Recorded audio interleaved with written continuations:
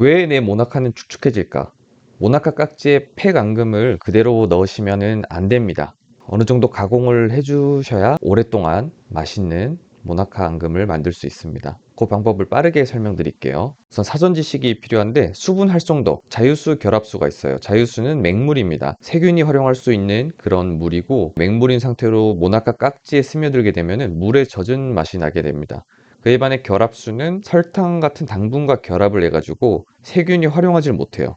그래서 물기가 있어서 촉촉해도 세균이 번식하기 어렵습니다. 그리고 그게 모나카 깍지로 이동을 한다고 해도 그 물은 그냥 맹물과 다르게 팥 앙금의 풍미랑 그 다음 단맛을 품고 있기 때문에 젖었다는 느낌이 들지 않고 촉촉하다는 느낌이 들게 됩니다. 브릭스는 당도입니다. 국내 일반 시판으로 파는 팩 앙금 같은 경우는 50에서 55도예요. 그런데 저희는 65도에서 70도의 당도로 가공을 할 겁니다. 그리고 일본에서 판매하는 모나카 같은 경우는 대부분 브릭스가 70입니다. 근데 이러면은 한국 사람 입맛에 너무 달기 때문에 최소한 65 정도를 목표로 만드는 걸 추천드려요. 모나카는 세 가지 유형이 있어요.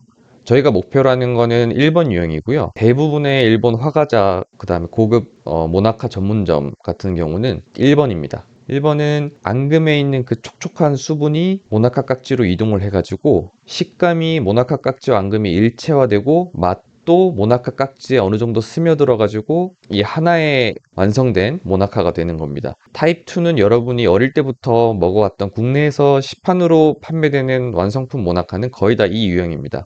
수분을 바짝 날려가지고 약간 젤리 같은 상태로 만든 다음에 앙금을 넣는 건데, 이렇게 되면 유통기한 1년까지도 갈 수 있어요. 그리고 모나카 깍지도 비교적 바삭한 상태로 유지가 되고요. 그런데 맛이 따로 놀게 됩니다. 마치 햄버거가 번 안에 버터를 발라가지고 속재료와 같이 조합했을 때 약간 일체감을 느끼게 해주는 그런 효과가 없는 거죠. 급식 같은 데서 나오는 햄버거를 먹을 때 속재료와 빵이 따로 노는 듯한 느낌이 드는 것과 비슷한 유형입니다. 타입 3는 모나카 깍지와 앙금을 따로따로 포장하는 건데, 이러면 이제 비용이 많이 들게 되고요. 그 다음에 마찬가지로 따로따로 노는 맛이 어쩔 수가 없습니다.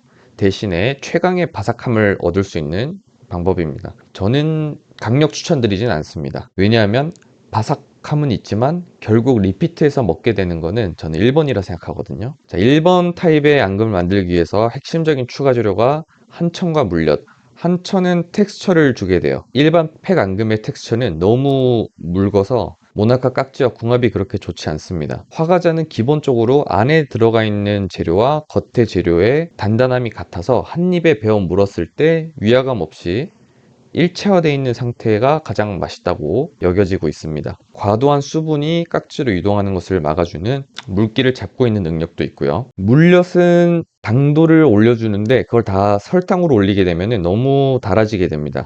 그리고 딱딱해지고 건조해져요. 물엿은 보습 효과가 있고 윤기를 주고 같은 당도면 설탕보다 단맛을 느끼는 정도가 낮습니다. 감미도가 낮아요. 그 외 트레알로스 솔비톨 같은 경우는 물엿과 비슷한 느낌인데 더 강력한 효과, 더 덜 달고 보존성이라든지 그런 것도 올려줄 수 있는 그런 첨가물입니다. 소금은 아주 살짝만 넣었을 때는 더 달게 느껴지고 일정 수준 이상으로 넣으면은 단맛이 줄어듭니다. 느끼는 게 줄어들게 돼요. 근데 또 너무 많이 넣으면은 짜지겠죠? 요거는 여러분이 한번 직접 해보셔야 느낌을 아실 수 있을 거예요. 표준 레시피. 요게 절대적인 정답은 아닙니다. 여러분이 어떤 시판 앙금을 쓰시는지, 어떤 한천가루를 쓰시는지, 그 외에 어느 정도로 졸이시는지에 따라서 굉장히 달라지는데 결국은 본인의 경험이 더해져야 됩니다. 요거는 그냥 기준치, 정답은 아니고 요런 느낌으로 만든다 정도 참고만 해주세요. 시판금 500g에 한천 0.5, 물 80, 물엿 50. 요거를 베이스로 여러분이 조정을 하시는 겁니다. 우선 물에다가 한천가루를 넣어서 한천가루가 완전히 녹을 때까지 끓여줍니다. 아예 가루 입자들이 보이지 않을 때까지.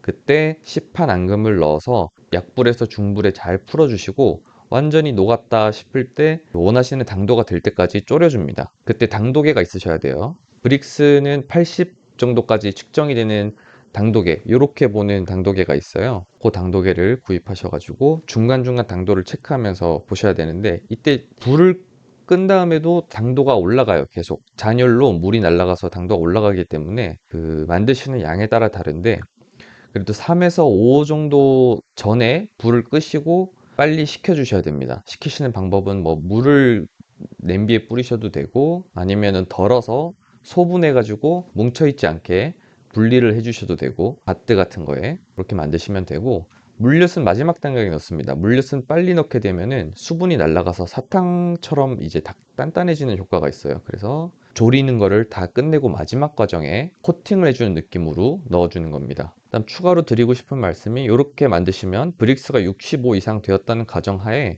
일주일 동안 비교적 균일한 품질의 모나카를 만들 수 있습니다. 그리고 특수 포장을 하게 되면은 2주에서 한 달까지도, 첨가지 없이 한 달까지도 갈 수 있고요. 이러면 브릭스도 좀 더 올리는 게 좋겠죠.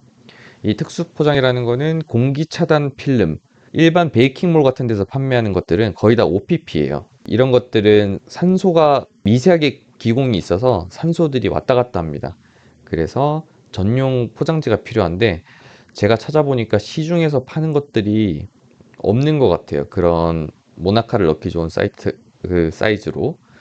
요거는 저희가 주문 제작을 해가지고 판매를 할까 고려 중입니다. 그다음에 탈산 소재. 진공 봉투 안에 탈산 소재를 넣으면은 곰팡이가 피기 어려운 환경이 돼서 이론적으로는 한 달의 유통기한을 보존지 없이 유지할 수 있습니다.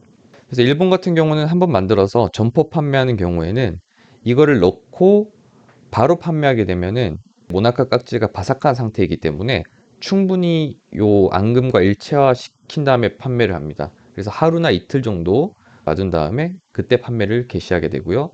택배로 이제 발송할 경우에는 바로 샌드에서 이제 택배 도착하기까지 하루에서 이틀 걸리기 때문에 바로 발송을 하고, 이런 식의 형태를 많이 취하고 있습니다.